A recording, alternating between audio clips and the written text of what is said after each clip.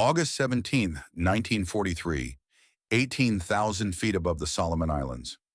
Lieutenant Richard Bong stared in horror as his wingman's P-38 Lightning spiraled uncontrollably into the Pacific Ocean below. The pair had been ambushed by three Japanese Zero fighters, which had descended on them from above with deadly precision. Now Bong was alone, and the lead Zero was closing fast on his tail. He estimated he had a mere 4 seconds left before the enemy's 20mm cannons tore through his cockpit and turned his plane into scrap metal. What he did next defied every rule in the U.S. Army Air Force's training manual. Without hesitation, Bong rolled his P-38 completely inverted and hauled back on the control stick, sending the aircraft plunging toward the ocean surface. Instead of climbing away from danger, a move the Zero pilot would have anticipated, Bong dove straight down, his upside-down trajectory taking the Japanese fighter by surprise. Blood rushed violently to his head, and his vision blazed red at the edges, a disorienting phenomenon later known as redoubt. Where the sky should have been, the vast, churning Pacific filled his canopy. The Zero pilot, expecting Bong to climb for safety, overshot him entirely.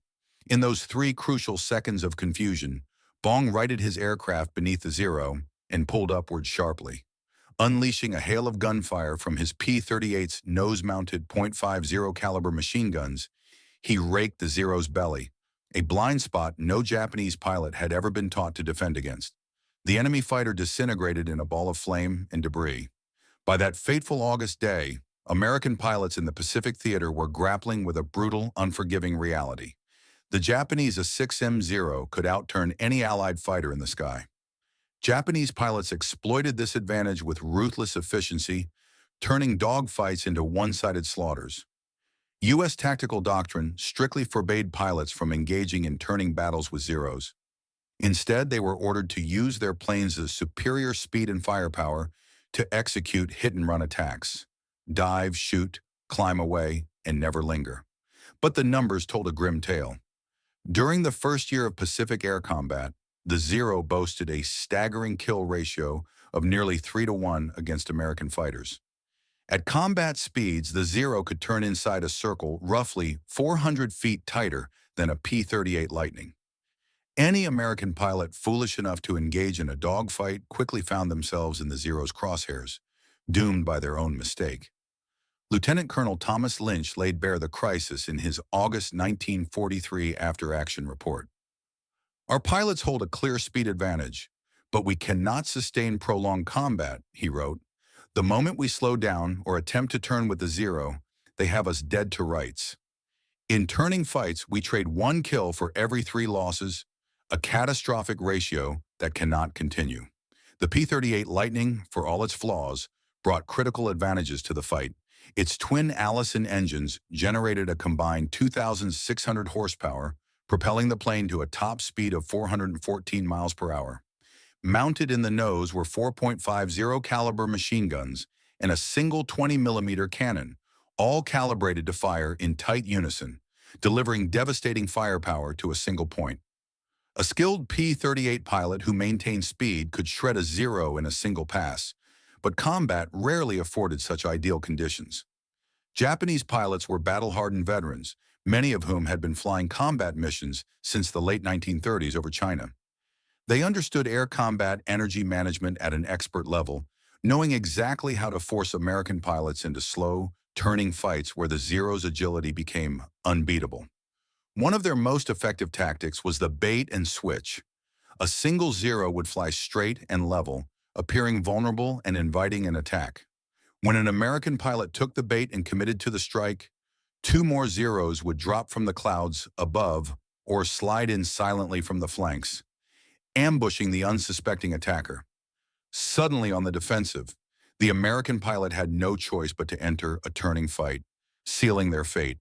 What Bong had stumbled upon that day over the Solomon Islands was something aviation medicine experts of the time deemed impossible, a maneuver that turned the Zero's greatest strength into a fatal weakness.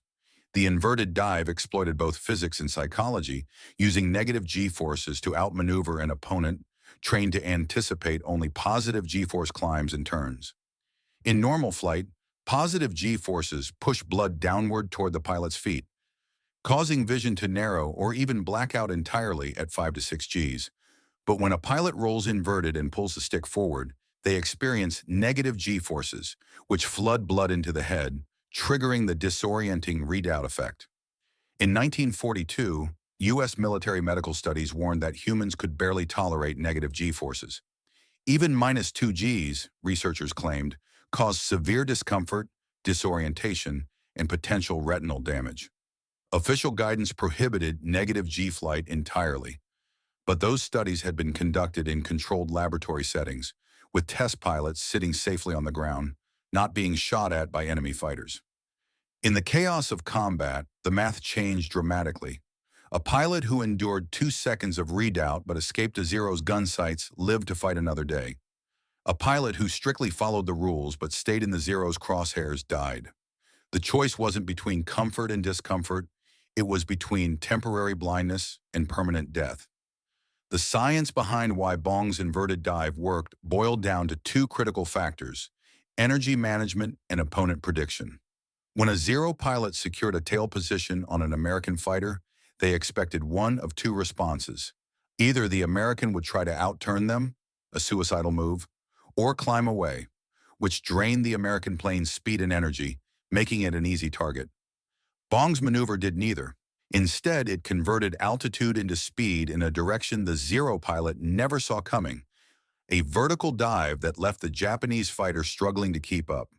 Even more importantly, if a Japanese pilot tried to follow the inverted dive, their Zero faced catastrophic structural limitations. The Zero was engineered to withstand positive G-forces of up to 7 Gs, but its lightweight construction made negative G flight extremely dangerous. Pulling negative Gs in a Zero risked catastrophic structural failure or engine stall, as the plane's fuel and oil systems were never designed to operate in sustained inverted flight. The P-38 Lightning, by contrast, had a hidden advantage in negative G maneuvers. Its twin Allison engines used a fuel injection system that functioned reliably even when inverted. Unlike single-engine fighters with carbureted engines, which often starve for fuel during inverted flight, the P-38 could maintain full power through the dive. This wasn't a deliberate design feature. Lockheed engineers never imagined pilots would use the plane for inverted combat tactics, but it proved to be a lifesaver in the Pacific theater. A P-38 pilot could execute the inverted dive and maintain speed, while a pursuing Zero would sputter and stall, widening the gap between attacker and target. As it turned out, the human body's tolerance for negative G-forces was far higher than 1940s medical experts predicted, provided the exposure was brief. Pilots who executed the maneuver reported that the readout effect lasted only 3 to 5 seconds, with vision returning quickly once the plane transitioned back to positive G-flight during the pullout. The physical discomfort was intense: splitting headaches, bloodshot eyes, and tiny red dots, called petechiae, on the face caused by burst capillaries. But these symptoms were temporary and far preferable to a burial at sea. In post-mission debriefings, pilots joked that a headache back at base was a small price to pay for surviving another day against the Zeros. Major Thomas Lynch of the 39th Fighter Squadron, flying P-38s out of Port Moresby, New Guinea, was the first pilot to use the inverted dive tactic deliberately, rather than by instinct. On April 11, 1943, Lynch led a 4-plane patrol over the Huon Gulf when they encountered 8 Japanese Zeros at 20,000 feet. Instead of engaging in a traditional horizontal dogfight, Lynch rolled his P-38 inverted the moment the lead Zero closed in on his tail. He pulled through into a steep dive, accelerating to over 400 miles per hour before leveling out at 8,000 feet. The Zero pilot, attempting to follow, was forced to pull out at 12,000 feet, unwilling or unable to match Lynch's dive angle and speed. Lynch didn't just survive the encounter. He turned the tables entirely. After leveling out, he had both altitude and speed advantages over the disorganized Zeros. Climbing back up, he attacked the Japanese formation from below, a position they never expected to be vulnerable. Lynch shot down 2 Zeros in the ensuing battle, and his wingmen, who had followed his lead in executing the inverted dive, returned to base unscathed. Lynch's after-action report mentioned the tactic in passing. But official military doctrine still discouraged negative G maneuvers. What made Lynch's actions revolutionary was their intentionality. Unlike Bong, who had stumbled upon the maneuver in a moment of desperation, Lynch recognized it as a repeatable, teachable technique that could turn the tide of the air war. Within a week, Lynch was teaching the inverted dive to other pilots in his squadron during informal pre-mission briefings. His instructions were simple and straightforward. If a Zero gets on your tail and you can't shake them with conventional moves, roll inverted, pull through into a dive, and use the speed to get away. Don't fight them on their terms. Fight them on yours. The Zero owns the horizontal circle, but we own the vertical dive. By June 1943, the tactic had spread like wildfire to other P-38 units operating out of Guadalcanal in the Russell Islands. Pilots shared tips and tricks in ready room discussions in post-mission debriefings, refining the maneuver through trial and error. It remained an unofficial tactic, neither prohibited nor endorsed by top brass, but squadron leaders turned a blind eye as survival rates skyrocketed and kill ratios began to shift in America's favor.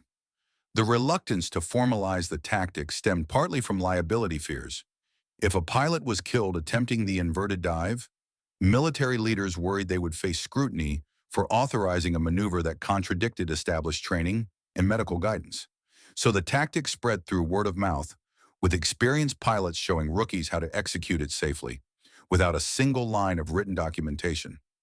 In July 1943, Flight Surgeon Captain James Moorhead, stationed at Henderson Field on Guadalcanal, began systematically documenting the physical effects of negative G maneuvers on pilots. His medical reports, classified until 1947, provided the first rigorous analysis of what pilots were actually experiencing in the air. Moorhead examined 17 pilots who had executed inverted dives during combat between May and August 1943, and every single one reported the same telltale readout effect: vision turning red at the edges within 1 to 2 seconds of pulling negative Gs, with central vision remaining functional for 3 to 5 seconds, just long enough to maintain control of the plane and execute the escape. After landing, pilots exhibited predictable symptoms: petechiae around the eyes and forehead, severe headaches lasting several hours, and bloodshot eyes from increased ocular pressure. One pilot reported temporary double vision that resolved on its own after 6 hours. Moorhead's most groundbreaking finding was that repeated exposure to negative G-forces did not cause cumulative damage. Pilots who executed the maneuver multiple times showed the same symptoms each time, but no worsening of their condition. The human cardiovascular system, it turned out, adapted far better to brief negative G exposure than medical theory had predicted. The key word was brief. Sustained negative G flight of more than 10 seconds could cause serious harm, including retinal detachment. But combat maneuvers rarely lasted longer than 3 to 5 seconds. Moorhead's data provided unofficial validation for what pilots already knew from experience. The maneuver hurt, but it wouldn't kill them. Japanese cannon fire, on the other hand, certainly would. By September 1943, the inverted dive had become standard operating procedure in several P-38 squadrons, even though it still wasn't mentioned in any official training manual. The tide of the Pacific Air War was beginning to turn. American industrial production was overwhelming Japan's limited manufacturing capacity, with more P-38s arriving in the theater every month. Pilot training programs were improving, with instructors emphasizing energy management and vertical fighting tactics over the futile turning battles of 1942. The Zero, once thought invincible, now faced opponents who understood its strengths and weaknesses and knew how to exploit them. Japanese pilots were quick to notice the shift. Saburo Sakai, one of Japan's highest-scoring aces, later wrote in his post-war memoir about the frustration of facing American pilots who used seemingly suicidal vertical maneuvers to outwit them. "The Lightning pilots stopped trying to turn with us," Sakai recalled. "Instead, they would roll inverted and dive away at speeds we could not match. When we pursued, they would reverse direction and attack from below, a position we were never trained to defend against. It was a brilliant, frustrating tactic that turned our greatest advantage into a liability." The psychological impact of the inverted dive was just as significant as its tactical effectiveness. Japanese pilots had dominated the Pacific Air War for 2 years by relying on their ability to outturn American fighters. When American pilots refused to engage in turning battles, they stripped the Zero of its most lethal weapon. The inverted dive was particularly demoralizing because it turned a guaranteed kill into a neutral or even disadvantageous situation for the Japanese. Lieutenant Robert Westbrook of the 475th Fighter Group recorded a textbook example of the tactic's effectiveness on November 8, 1943. His four-plane P-38 patrol encountered 9 Zeros over Rabaul at 14,000 feet. The Zeros held the altitude advantage and dove on the American formation, expecting to draw them into a turning fight. Instead of breaking left or right, all four P-38 pilots rolled inverted simultaneously and pulled through into steep dives. The Japanese formation, caught off guard by the maneuver, overshot the Americans entirely. The P-38s accelerated to over 420 miles per hour in the dive, opening a wide gap between themselves and the pursuing Zeros.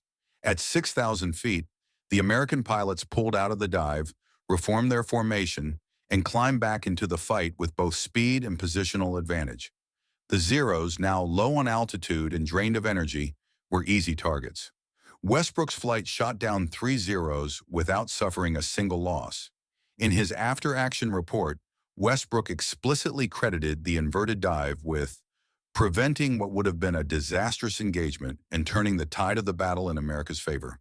The inverted dive's success stemmed from its ability to exploit multiple factors at once: speed separation, altitude conversion, opponent disorientation, the P-38's engine reliability under negative G loads, and, most importantly, the pilot's willingness to endure temporary physical discomfort for tactical gain.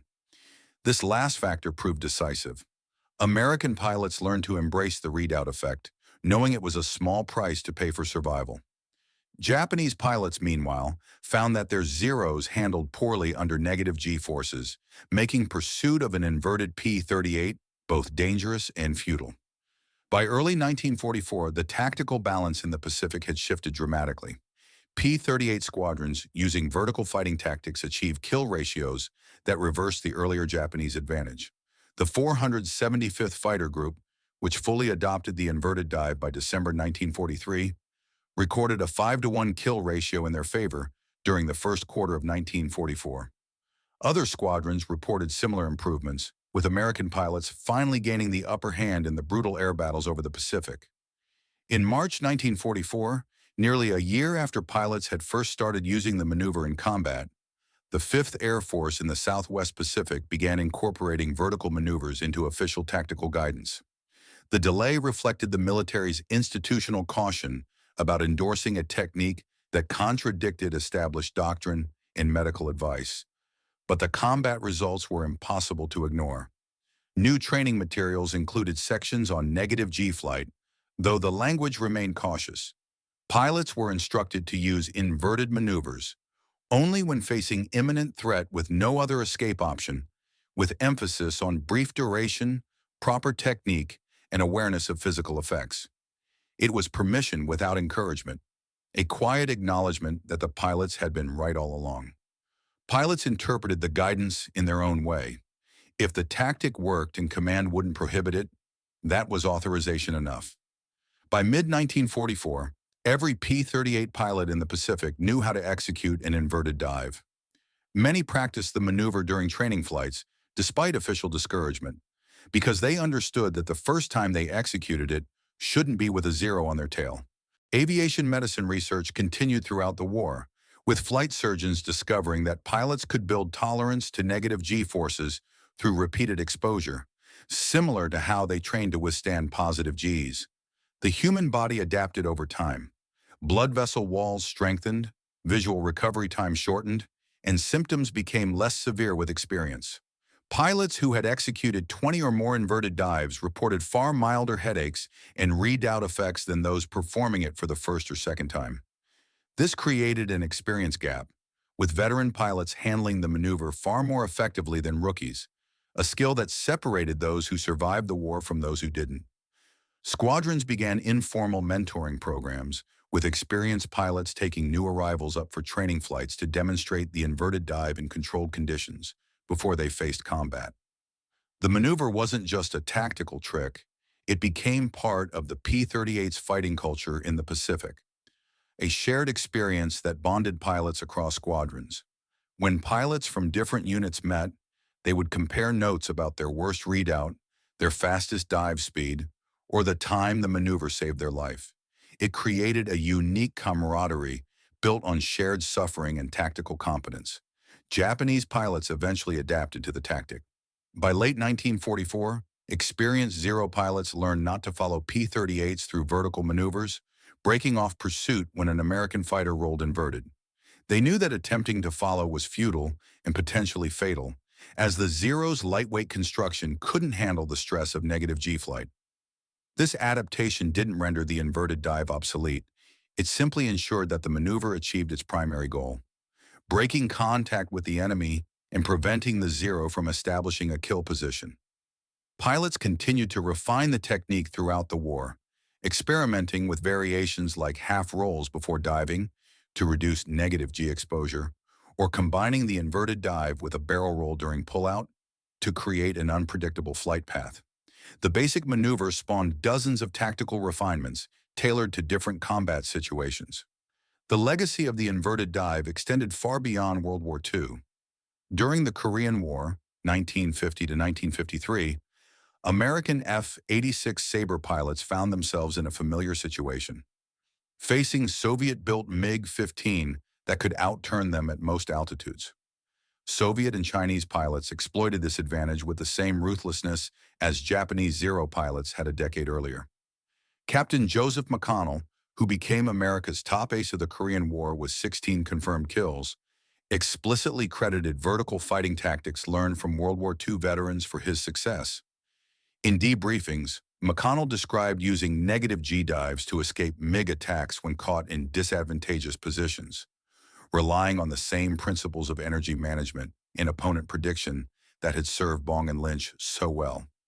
The physics hadn't changed, and neither had the opponent's psychology.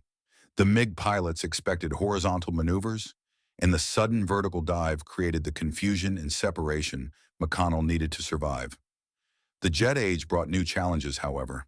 Jet engines of the 1950s often experienced flameouts during negative G flight, as fuel delivery systems struggled to operate in inverted positions.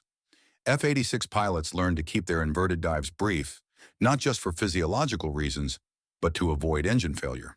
A 3 to 5 second dive was enough to escape a MiG. Any longer risked disaster.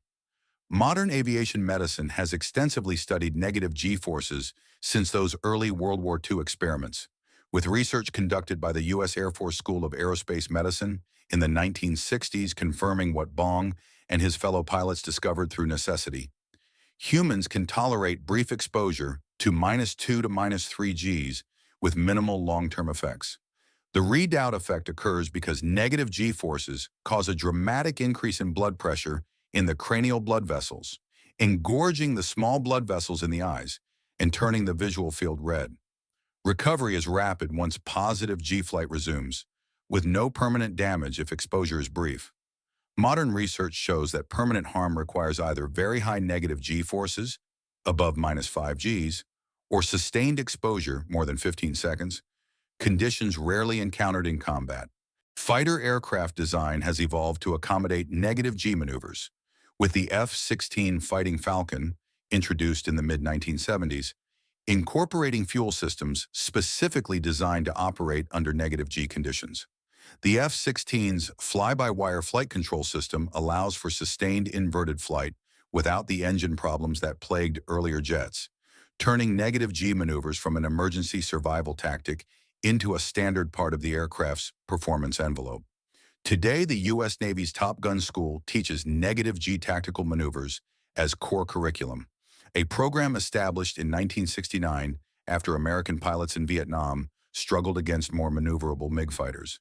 These lessons trace their lineage directly back to Richard Bong's split-second decision over the Solomon Islands in 1943.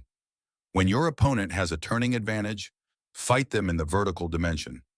Modern fighter pilots train for negative G flight using specialized centrifuges, which expose them to controlled negative G-forces and allow them to recognize the symptoms of redoubt and learn their personal tolerance limits. The visual effects, discomfort, and recovery times are explained as normal physiological responses, not signs of impending danger. A psychological shift that has transformed fighter tactics over the decades. The F-22 Raptor and F-35 Lightning II, America's most advanced fifth-generation fighters, both incorporate thrust vectoring and advanced flight control systems that allow for sustained high negative G maneuvers, maintaining -3 to -4 Gs for extended periods without engine or control issues. What Richard Bong achieved through desperate improvisation is now a standard capability in the world's most advanced fighter jets. The inverted dive's legacy extends beyond aircraft design and tactical manuals, however. It illustrates a fundamental truth about military innovation. Official doctrine and engineering often lag far behind what frontline troops discover through necessity. Richard Bong didn't consult medical textbooks or engineering specifications when he rolled his P-38 inverted over the Solomon Islands. He did it because dying seemed worse than temporary blindness. This calculation, repeated by thousands of pilots over decades, gradually transformed fighter tactics around the world. The spread of the inverted dive also highlights the tension between institutional caution and combat reality. In 1942 and early 1943, every official measure, medical guidance, training manuals, engineering specifications, suggested the maneuver should be prohibited. Yet pilots used it anyway, because the alternative was certain death. This created a dilemma for military leaders. They saw the survival rates improve, but endorsing a technique that contradicted established safety guidance risked liability if pilots were killed. The compromise was tactical ambiguity. Don't prohibit it, don't endorse it, and let medical and engineering staff catch up with operational reality. By 1944, enough data had been collected to change official doctrine, but the pilots had already proven the maneuver's effectiveness a year earlier. Richard Bong finished World War II as America's top-scoring ace, with 40 confirmed victories. He survived the brutal Pacific Air War and returned to the United States in 1945, hailed as a hero. Tragically, on August 6, 1945, the same day the atomic bomb was dropped on Hiroshima, Bong was killed while test flying a P-80 Shooting Star jet fighter when the engine failed during takeoff. He was just 24 years old. The irony wasn't lost on his fellow pilots. Bong had survived hundreds of combat missions, pioneered a tactic that saved countless lives, and faced down Japanese fighters for 2 years, but died in a seemingly safe test flight. Combat veterans understood that flying was inherently dangerous, whether facing enemy fire or not. The risks never truly disappeared. Major Thomas Lynch, who documented and systematized the inverted dive technique, didn't survive the war either. He was shot down over Taji, New Guinea on March 8, 1944, becoming one of the more than 33,000 American aircrew killed in the Pacific Theater. His tactical innovations outlived him by decades, incorporated into training programs and fighter doctrine without most students ever knowing his name. The pilots who developed these techniques rarely received official credit. Medals were awarded for shooting down enemy fighters, not for inventing new ways to escape when outnumbered. But among pilots themselves, the tactical innovators held a special status. They were the ones who found solutions that kept people alive. Flight surgeon James Moorhead continued his medical research after the war, eventually becoming a leading expert in aviation medicine. His classified wartime reports on negative G physiology provided the foundation for decades of subsequent research, informing the training protocols and safety standards used by air forces around the world today. The broader lesson of the inverted dive extends far beyond World War II or fighter aviation. Combat forces innovation in ways that peacetime training never can. The pressure of life or death decisions compresses learning timelines, with pilots discovering solutions in weeks that would take years to develop through systematic research. Military institutions struggle to keep up with this pace, as official doctrine requires validation through testing and safety analysis. But combat doesn't wait for official approval. Pilots improvise. Effective techniques spread through informal networks, and eventually, the military establishment catches up. This cycle, from desperate improvisation to standard procedure, defines how military tactics evolve, from the skies over the Solomon Islands to the modern battlefields of the 21st century. The inverted dive may one day become obsolete, replaced by new technologies like autonomous drones or directed energy weapons. But the principle behind it will endure forever. When your opponent has an advantage in one dimension, shift to a dimension where you hold the upper hand. When the enemy expects one move, do the opposite. And when temporary discomfort is the price of survival, embrace it without hesitation. These are the lessons Richard Bong taught the world. Lessons that continue to save lives, 80 years after that fateful day over the Solomon Islands. If this story moved you, we'd be honored if you'd like this video. Please tell us where you're watching from. Your country, your city. Did you know someone who served in the Pacific, Korea, or Vietnam? Perhaps a father, grandfather, or uncle who flew fighters? Share your memories below.